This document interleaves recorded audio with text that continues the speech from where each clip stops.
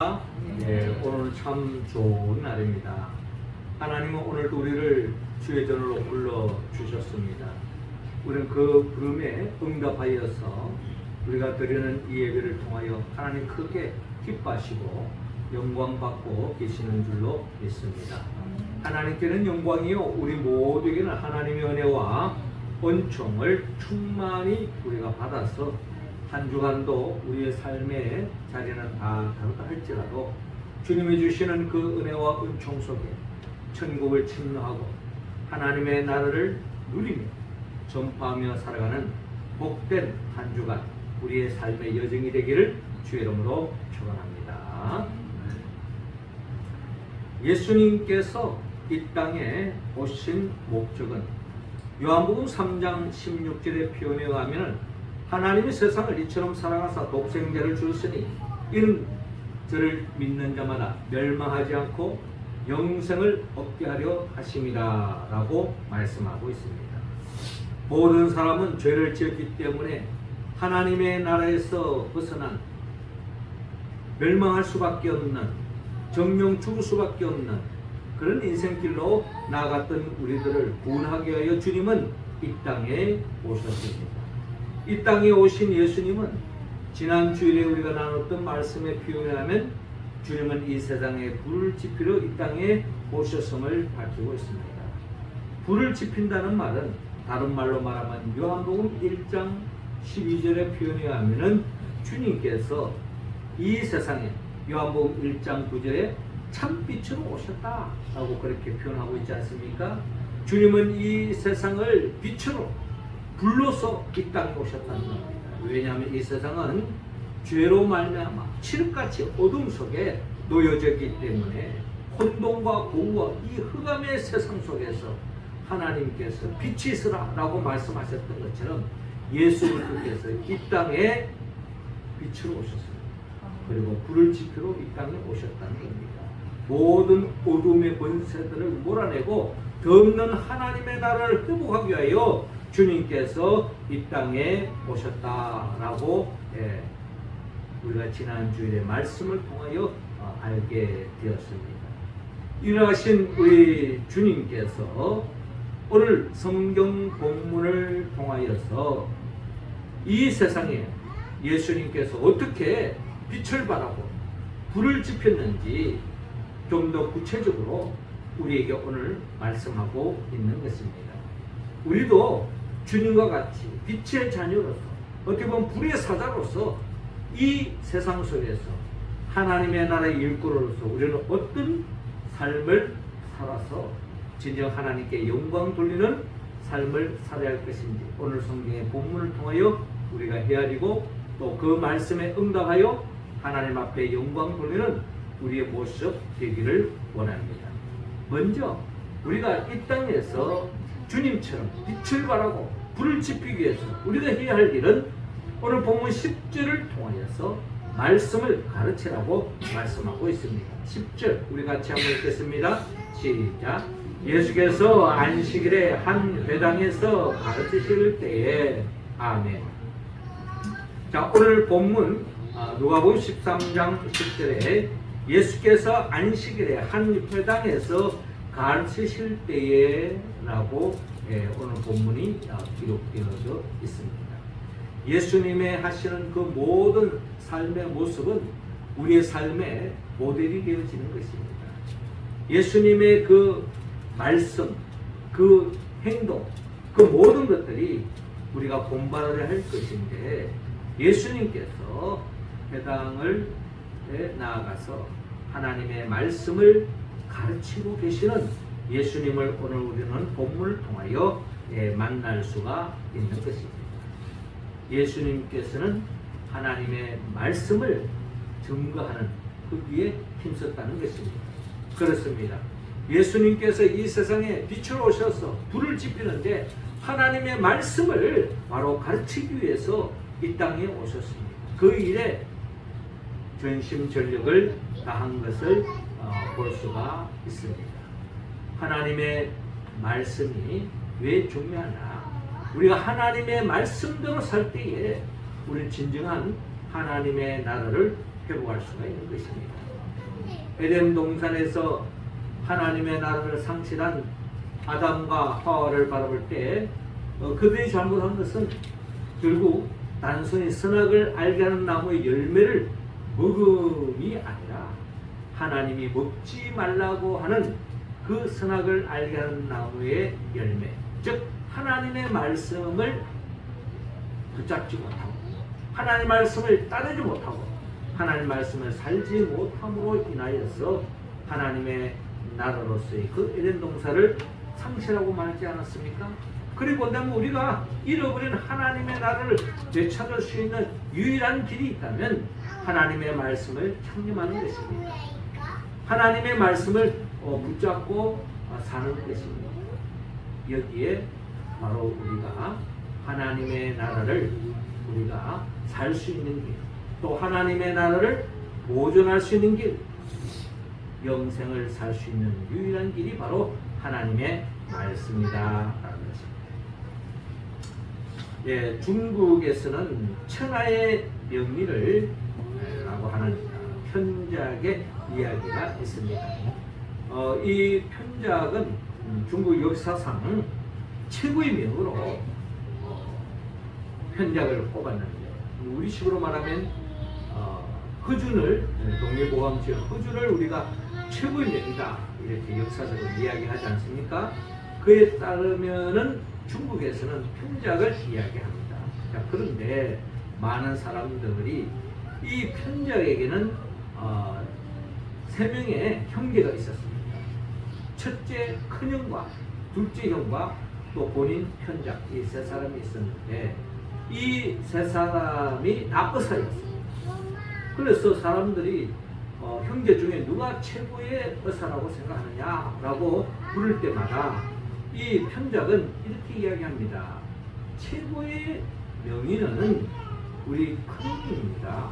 왜냐하면은 우리 큰형님은 딱 사람을 딱 보면은 이 사람이 어떤 병에 걸릴 수 있는 가능성이 있고 또 어떤 병으로 인해서 어려움을 겪을 수 있기 때문에 미리 처방을 내려준다고 합니다. 그래서 그 처방을 따르고 나면은 결국 그 병을 접하지 않는, 그 병에 걸리지 않는 그런 나름대로의 최고의 의사라는 겁니다. 근데 많은 사람들은 그렇게 해서 나음을 입으면은 그 큰형님의 그 의술에 대해서 크게 높이 평가하지 않는다는 겁니다. 그냥 우연히 낫겠지 이렇게 하면서 지나간다는 거예요.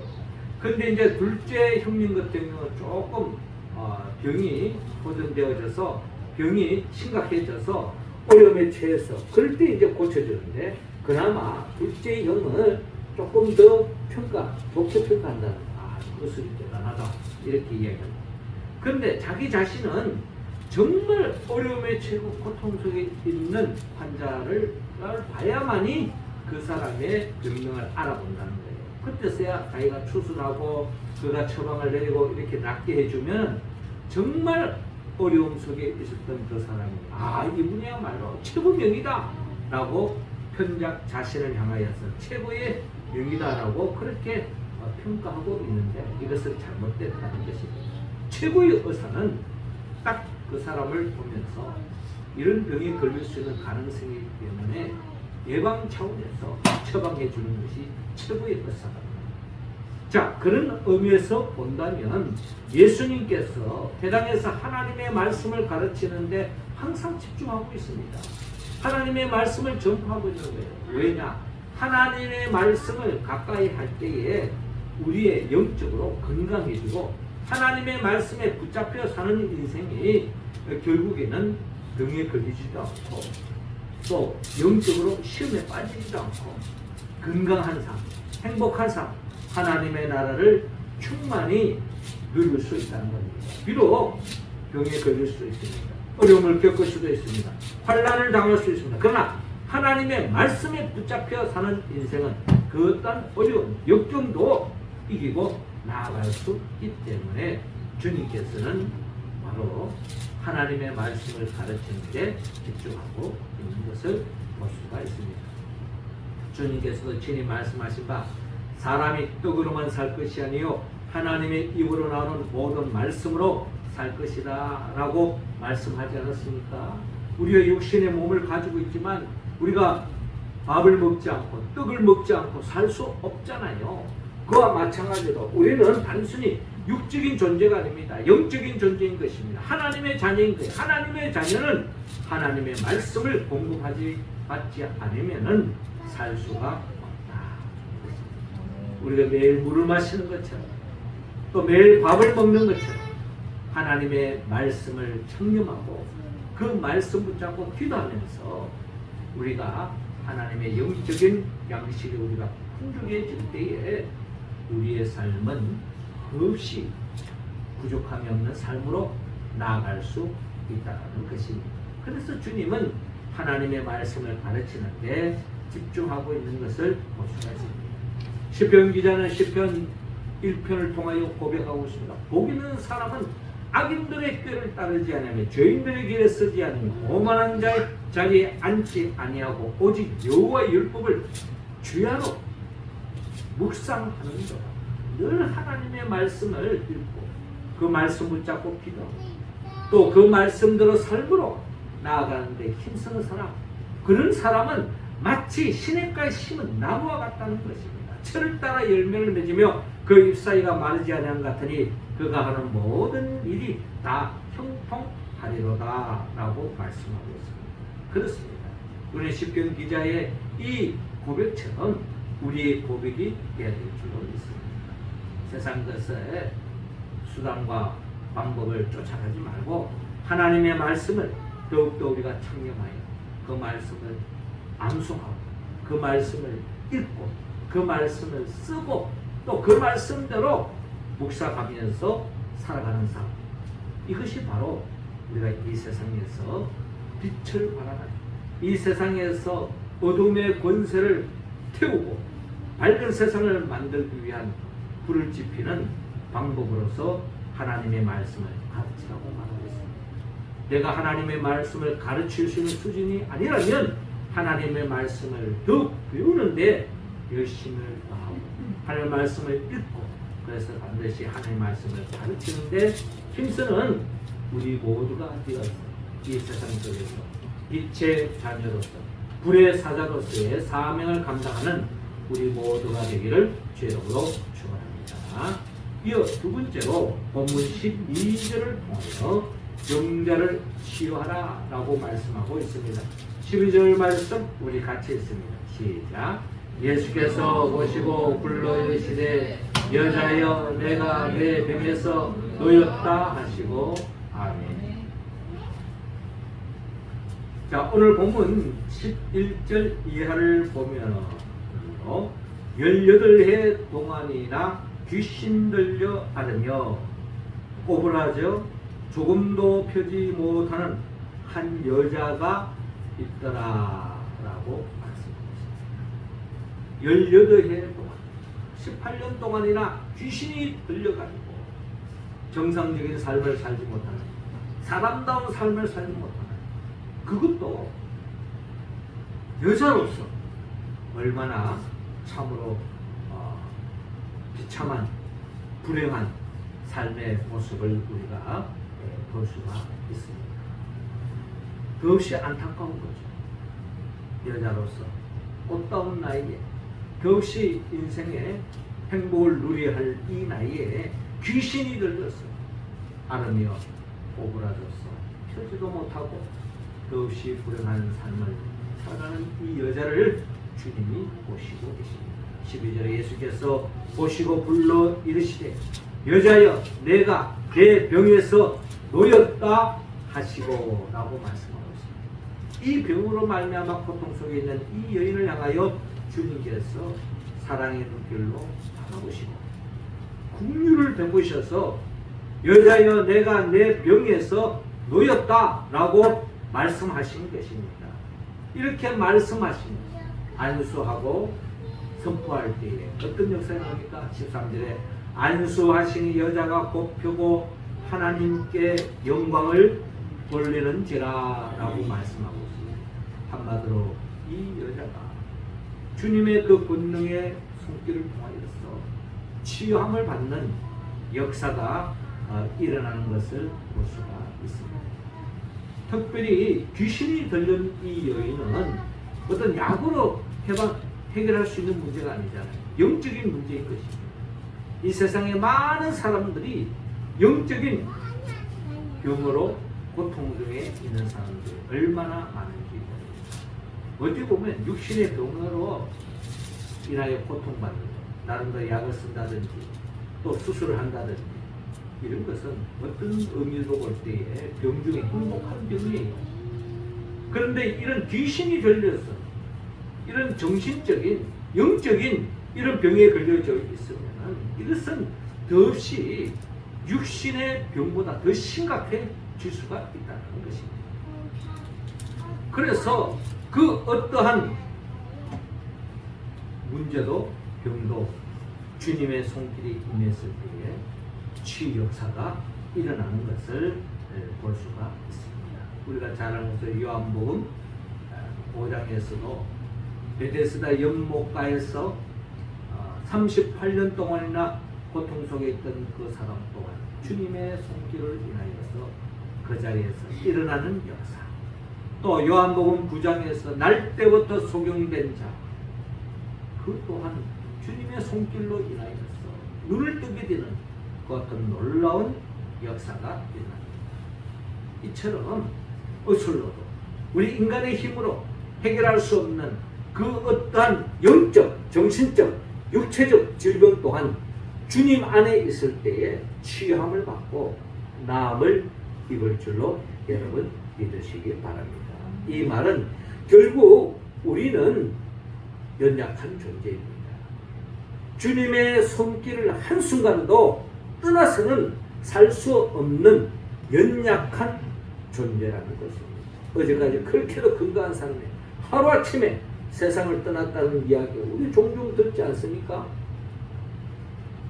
그런 의미에서 볼 때 우리는 매 순간순간 주님의 그 사랑의 손길, 긍휼의 손길로 붙잡힘을 입지 않고는 우리의 삶은 한순간도 지탱할 수 없다라는 것입니다. 18년 된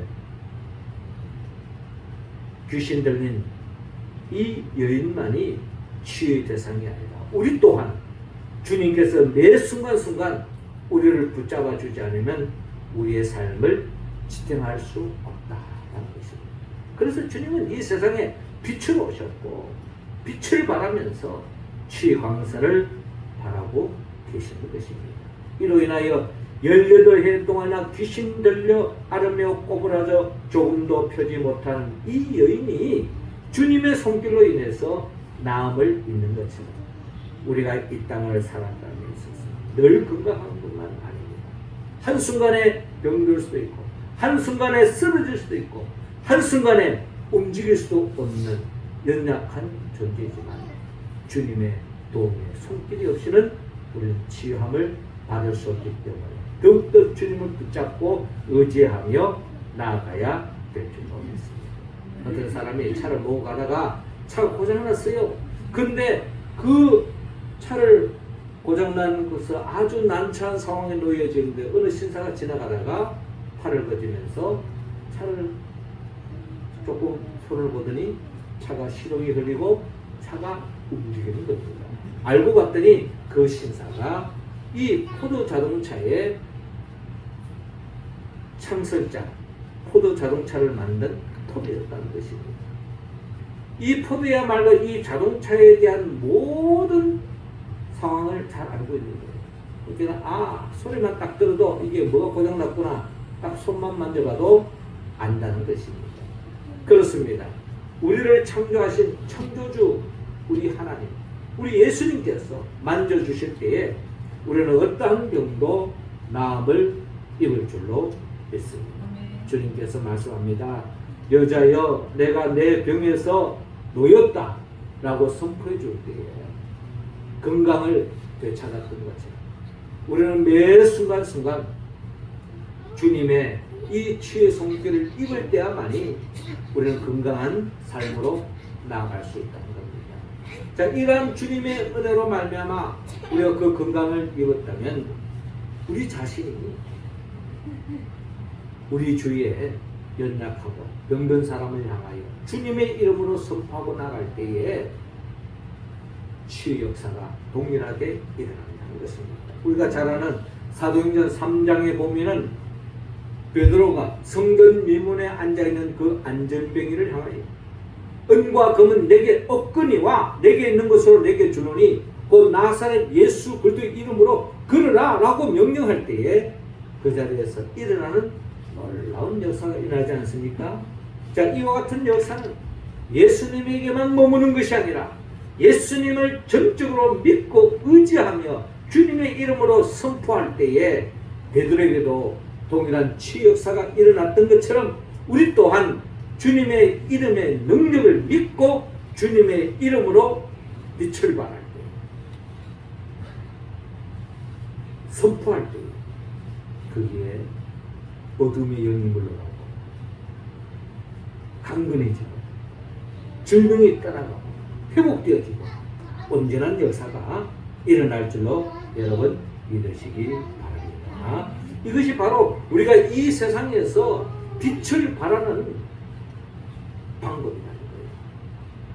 빛의 사자로서, 불의 사자로서 이 세상의 모든 질병, 어둠을 우리가 몰아내고 건강한 세상, 살맛 나는 세상을 만들기 위해서 우리가 해야 할 병든 이 세상을 고치는 유일한 방법, 주님의 이름으로 내 자신이 치유함을 받는 것처럼 주님의 그 능력을 의지하여 선포할 때에 어떤 병든자로 치유할 줄로 믿고 믿음으로 기도하고 선포하고 치유하는 우리 모두가 되기를 주님으로 축복합니다. 마지막 세 번째로 오늘 본문 16절을 통하여 사탄을 쫓아내라고 우리에게 말씀하고 있습니다. 16절 우리 같이 읽겠습니다. 시작. 그러면 18해 동안 사단에게 매임받은 이 아브라함의 딸을 안식일에 이 매임에서 푸는 것이 합당하지 아니하냐. 아멘. 자, 오늘 본문 14절에 회당장이 예수께서 안식일에 병 고치시는 것을 분내어 무리에게 이르되 일할 날이 엿새가 있으니 그 동안에 와서 고침을 받을 것이요 안식일에는 하지 말 것이니라 하거늘 라고 말씀합니다. 오늘 우리는 이 본문에서 18해 동안이나 귀신 들려서 고통 중에 있던 이 여인보다 더 심각한 또 하나의 사람을 만날 수 있는데 우리는 그 사람이 바로 오늘 본문 14절에서 만날 수 있는 회당장입니다. 회당장이 예수님께서 18해 동안이나 귀신 들려서 고통받는 이 사람을 치유했을 때에 이 회당장의 반응이 어떻습니까? 그 광경을 바로 불을 내고 있다는 것입니다. 왜 불을 내고 있느냐? 회당장을 왜 이 안식일에 이 병든 데를 치유하고 있느냐? 엿새 동안 그때 와서 그때 치유할 수도 있지 않느냐? 왜 지금 이 안식일에는 아무 일도 하지 말라고 했는데 왜 이 안식일에 취하냐라는 식으로 예수님을 향하여 불을 내고 있는 회당장을 볼 수가 있습니다. 율법의 문자적인 해석으로 접근한다면 이 회당장의 말이 나름대로 일리가 있는 거예요.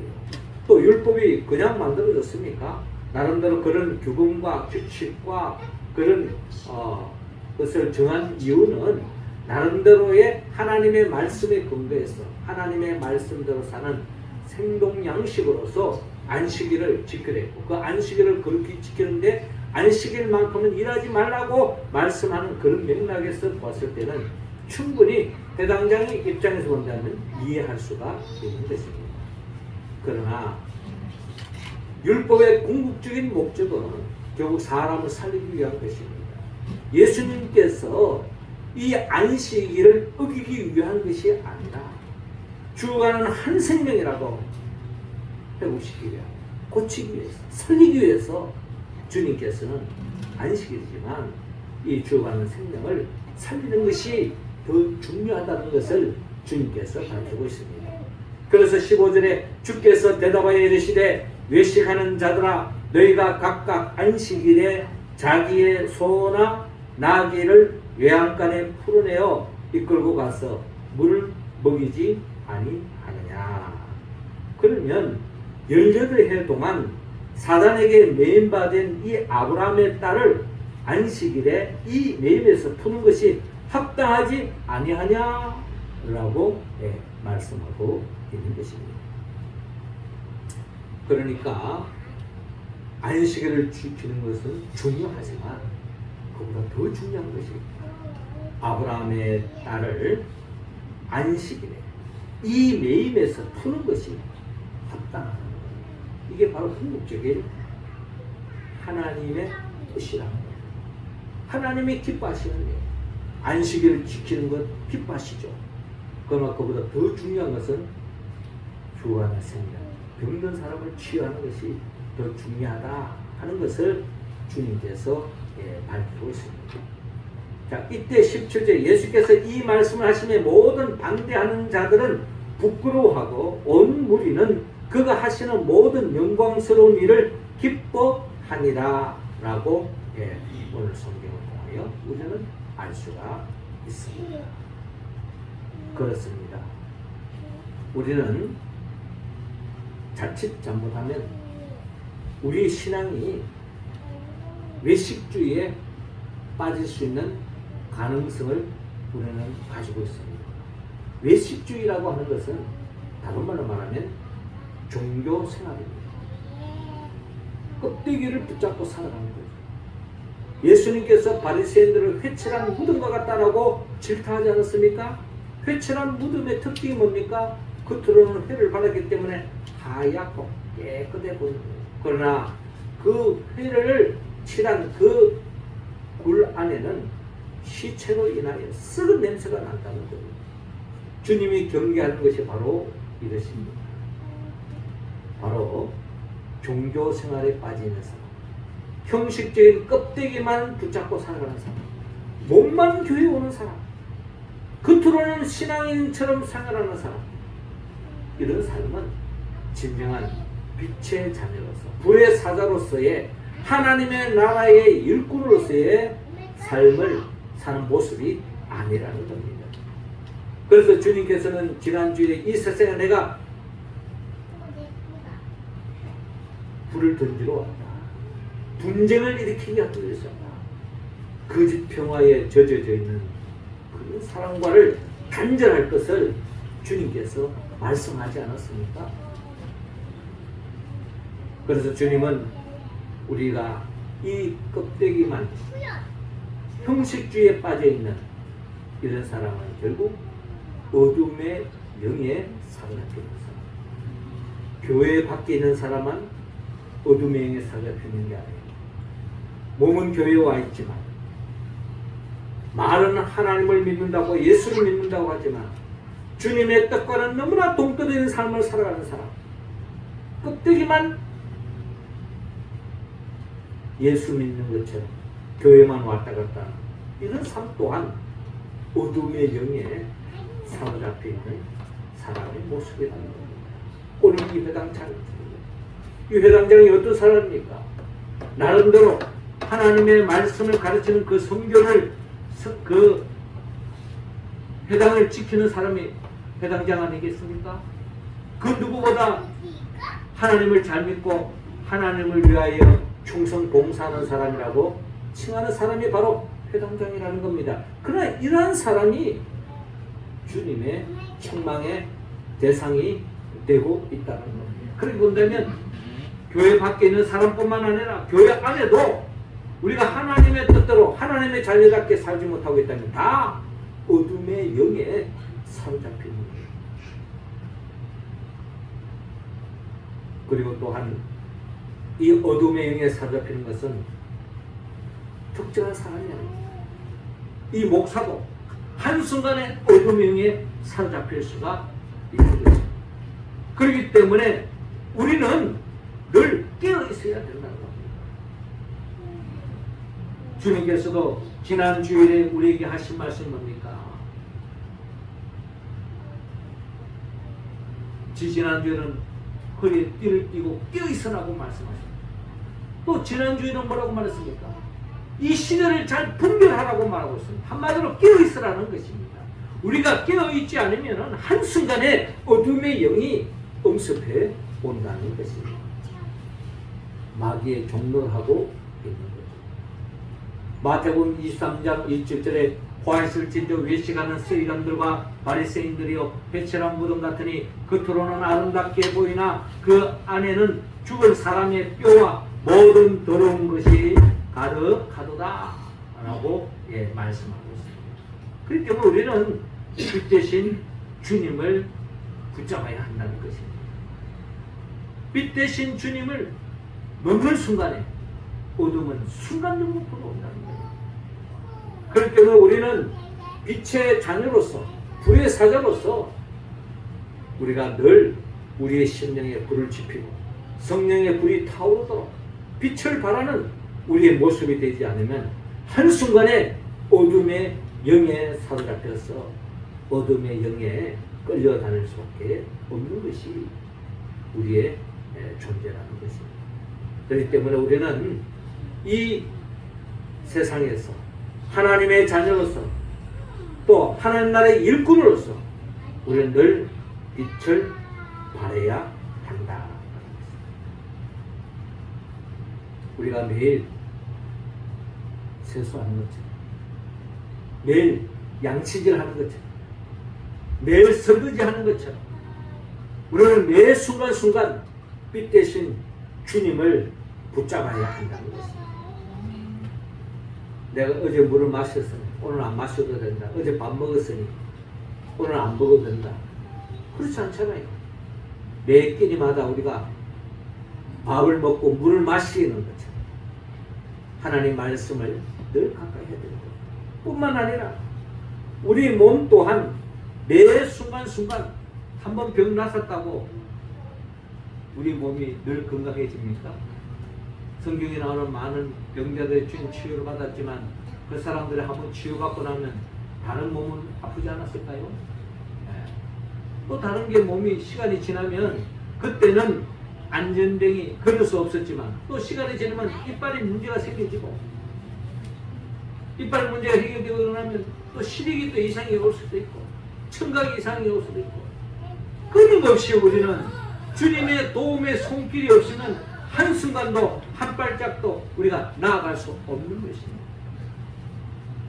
그와 마찬가지로 영적으로도 우리가 주님을 떠나는 그 순간에 한순간에 어둠의 영이 우리를 엄습해 온다라는 것을 우리는 분명히 기억해야 하겠습니다. 어떤 그리스도인이 목사님께 질문했습니다. 마귀와 예수님과의 거리는 얼마나 멉니까? 마귀가 우리에게 다가오는 시간은 얼마나 걸립니까? 그때 이 질문을 받은 목사님은 이렇게 대답했다고 합니다. 형제님, 깜깜한 방에 불을 켜보십시오. 순식간에 방안이 밝아집니다.